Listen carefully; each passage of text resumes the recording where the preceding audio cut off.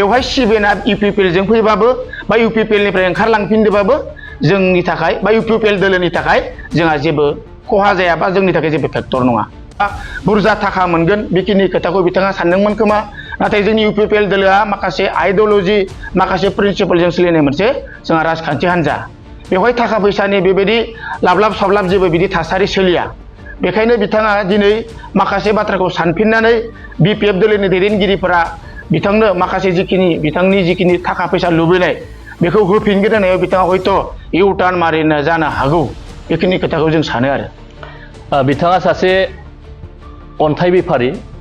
बिथाङा बिपिएफनि समाव मोनसे कुवारिखौ सालायोमोन। दा बिनि उनाव बिथाङा एसे एनै फैसा जानायनि उनाव बिथांखौ बिपिएफनि माखासे दैदेनगिरिफोरा बिथांखौ फैसा खरस खालामहोनानै फैबाय थानाय बिसायख'थियाव गावखौनो सासे बिजाथि महरै फाथिगोन होननानै बिथांखौ गोबां लब होनाय जों खोनानो मोन्दों। गिबियावनो जोंनि दिनैनि बे खौरां मेल खुंनायाव बाहागो लाफैनो हानाय मानगोनां खौरांगिरि नोंथांमोनखौ जों बरायग्रोना लाबाय। जोंनि गुबै थांखियानो जाहैबाय दाख्लै थांनाय 12 जुनाव कक्लाबारि ब्लक बिपिएफ इउथनि प्रेसिडेन्ट इनचार्ज बिथां सोगोमसार बर'आ थांनाय 4 जुन जोंनि 1 नं क'क्राझार लकसभा समस्तिनि रिजाल्ट होखांनायनि उनाव गावनो बिपिएफजों थाबा जेबो जानाय नंला, बे मोनसे सानखांनायखौ लानानै जोंनि माखासे गाहाय थाखोनि दैदेनगिरि बिथांमोनखौ लोगो हमनानै बिथाङा इउपिपिएल दोलोआव जइन जानो होननानै गोबां बार सावरायनाय आरो बिथांनि खावलायनायनि गेजेरजों जोंनि दैदेनगिरिफ्रा जोंनि मानगोनां एमसिएलए बिथांजों सावरायनानै बिथांखौ गावनि खावलायनाय बायदियै जोंनि मानगोनां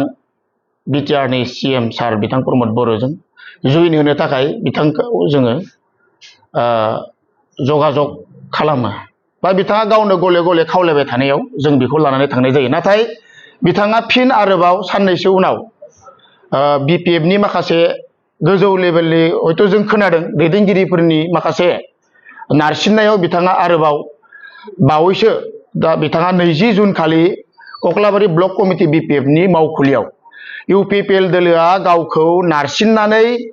हमख्रब हमसि लांनानै जइन होदों होननाय बाथ्राया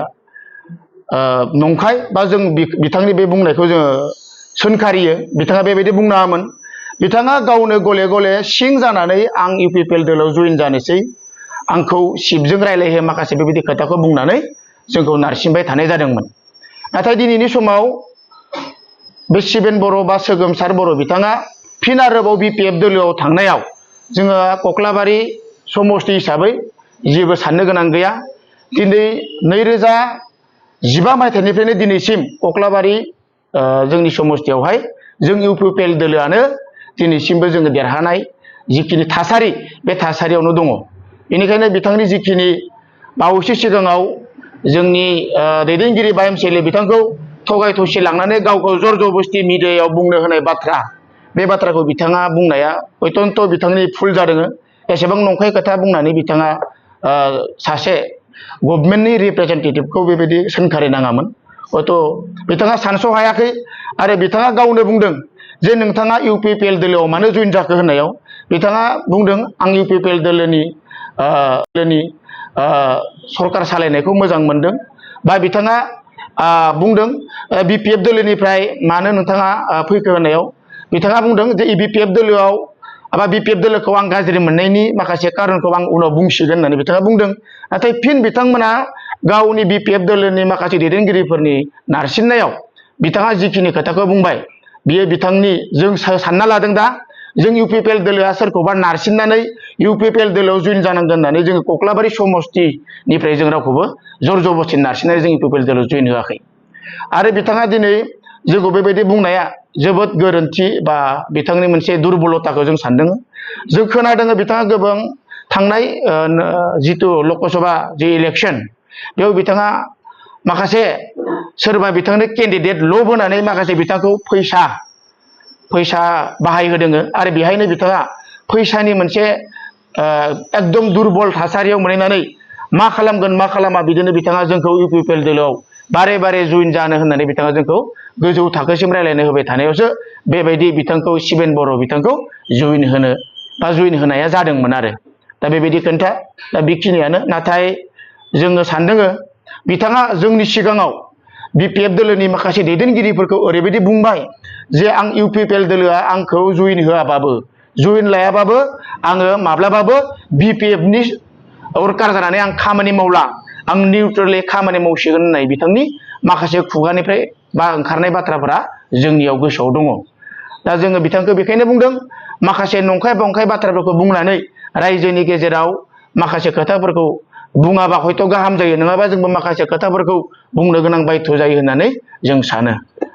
नाथायबो बिथाङा खौरांगिरि मेलनि गेजेरजों बुंदों बिथाङा 40 लाख रांनि स्किमनि बिलनि सायावसो रायलायनो थांदोंमोन होनना बेवहायनो मिथिस्लाबनानै बिथांखौ बिटिआरनि सिट बिथाङा आर'नाइ गानहोनानै जइन जाहोदोंमोन दिनैनि खालारसिम जोंनि मिथिनायाव जोंनि मानगोनां सिबा बा जोंनि मानगोनां एमसिएलए बिथाङा मालाबाबो सोरखौबा जइन जाथारनांगौ नोंथांखौ जइन होथारगोन होननानै जर जबस्ति होननानै जों जइन होनाय जोंनि कक्लाबारि ओनसोलाव हयथ' बिथांमोना मोननाय नङा बिथाङा गाव बिपिएफजों थांफिननानै गावखौ बिपिएफनि दैदेनगिरिया फिन मोजां मोनबावथों बेबायदि मोनसे थासारिखौ साननानै बिथाङा हयथ' बेबायदि खोथाखौ बुंदो जानो हागौ अब्ला बिथाङा रांनि लुप जानानैसो इउपिपिएलआव थांदोंमोन लास्टाव जोङो फाइनालि नुबाय जे बिथाङा माखासे रांनि लुप बा लालसाव हाबनानै बिथाङा दिनै फिन आरोबाव बिपिएफआव जइन जानायखौ जों नुदों नाथाय बिथांनि जिखिनि सिन्ताधारा बे सिन्ताधाराया दिनै रोखा जाबाय जे बिथाङा रांनि मोनसे आंखालाव गोलैदों आरो बेखायनो जोंनि इउपिपिएल दोलोआ बुरजा थाखा मोनगोन बेखिनि खोथाखौ बिथाङा सानदोंमोन खोमा नाथाय जोंनि इउपिपिएल दोलोआ माखासे आइडिअल'जि माखासे प्रिन्सिपालजों सोलिनाय मोनसे जोंहा राजखान्थि हान्जा बेवहाय थाखा फैसानि बेबायदि लाबलाब साब्लाब जेबो बिदि थासारि सोलिया बेखायनो बिथाङा दिनै माखासे बाथ्राखौ सानफिननानै बिपिएफ दोलोनि दैदेनगिरिफोरा बिथांनो माखासे बिथांनि जिखिनि थाखा फैसा लुबैनाय बेखौ होफिनगोन होननायाव बिथाङा हयथ' इउटार्न मारिनो जानो हागौ बेखिनि खोथाखौ जों सानो आरो कक्लाबारि समस्तियाव बिथां शिबेन बर' बा सिगुनसार बर' बिथाङा इउपिपिएल बा बिपिएफआव थानायाव मोननैबो दलाव माबा मोनसे डिफारेन्स दंमोन नामा बबेबा मोनसे दला बिथांनि थाखाय फेक्टरमोन नामा दा जोङो 2015 मायथाइनिफ्रायनो जों नुबोगासिनो दङ बिपिएफ दोलोआव शिबेन बर'आ दैदेनगिरि जाबोनाय समनिफ्रायनो दिनै खिन्थु कक्लाबारि समस्तिया इउपिपिएलनि आखायाव दङ बावैसो सिगां 1 नं क'क्राझार लकसभा समस्तिनि जिखिनि जोंनि इलेक्सन थांबाय बे इलेक्सनावबो जों जुदि कक्लाबारि समस्ति हिसाबै रिजाल्टखौ नायोबा दाबो जों बिपिएफनि सायाव बा गुबुन दोलोनि सायाव जों जानानै दङ बेवहाय शिबेना इउपिपिएलजों फैबाबो बा इउपिपिएलनिफ्राय ओंखारलांफिनदोंबाबो जोंनि थाखाय बा इउपिपिएल दोलोनि थाखाय जोंहा जेबो खहा जाया बा जोंनि थाखाय जेबो फेक्टर नङा अब्ला नोंथांमोना बिथांखौ जइन जाहोनो जबरदस्ति लाङाखैमोन बे बाथ्रायाथ' थारैनो नंगौ जे जोङो मालाबाबो बिथांखौ जर जबस्ति जों बिथांखौ जइन होआखै गावसो बिथाङा उइलिंलि जोंनि मानगोनां चिफ सारजों जइन जानो होननानै जोंनि माखासे गाहाय लेभेलनि दैदेनगिरिफोरजों सावरायबाय थानानै एमसिएलए बिथांखौ लोगो हमनानै बिथांमोना चिफ सारजों लोगो हमलायदोंमोन आरो बेयाव गावनो गाव बिथाङा जइन जादोंमोन आरो शिबेन बर' बिथाङा दाखालिबावै बिपिएफ अफिसनि गेजेरजों गावसिनि कक्लाबारि ब्लक बेवहाय मोनसे खौरांगिरि मेल खालामदों आरो बेवहाय बिथाङा जोंनि प्रमद बर' बिथांनि एगेन्स्टै माखासे एलिगेसन बिथाङा होदों जे बिथांखौ जोंनि पार्टियालायनो जबरदस्ति इउपिपिएल दोलोआव जगदान होदों आर'नाइ गानहोदों होननानै बिथाङा बुंदों जों मिथिनायाव बिथाङा थांनाय इलेक्सनफोराव माखासे खरसा खालामनायनि उनाव बिथांमोननि खाम्फा बरगयारि बिथाङा जेनखांनायनि उनाव बिथाङा माखासे फाइनान्सियेल क्राइसिसआव गोग्लैदों आरो बे रांखौ मोनफिननो लुगैनानै बिथाङा प्रमद बर'नि खाथियाव थांनानै गावनो निजेनो फैसानि लबाव बिथाङा इउपिपिएल दोलोआव जगदान जादों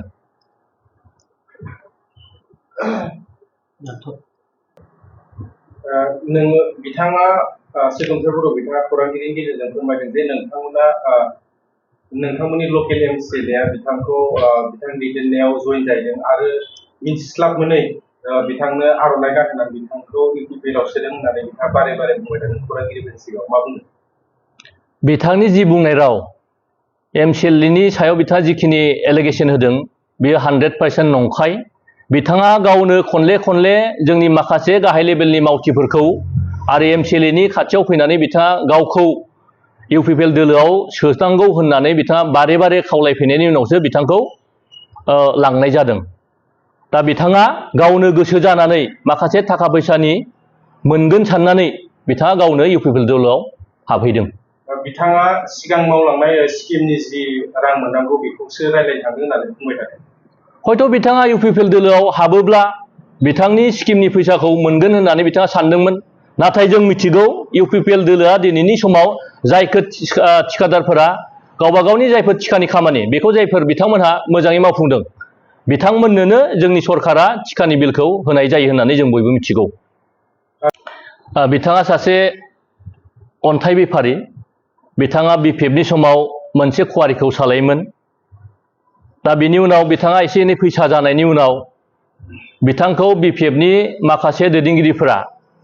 बिथांखौ फैसा खरस खालामहोनानै फैबाय थानाय बिसायख'थियाव गावखौनो सासे बिजाथि महरै फाथिगोन होननानै बिथांखौ गोबां लब होनाय जों खोनानो मोनदों आरो बेवहायनो बिथाङा गोजावनानै दिनै बेबायदि अबस्थायाव बिथाङा फैदों। कख्लाबारि समस्तिनि थाखाय शिबेन बर' बिथाङा जेबो फेक्टर नङा।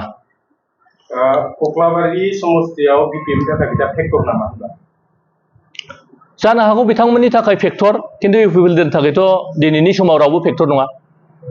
अब्ला बिथांनि जाबायदि प्रेसिडेन्टनि गेजेरजों बुंनाय मिथिस्लाबा मुवा UPPL सोसनदों होननाय बेफोर बाथ्राया नंखाय नामा? हयथ' बिथाङा सानना लादोंमोन UPPL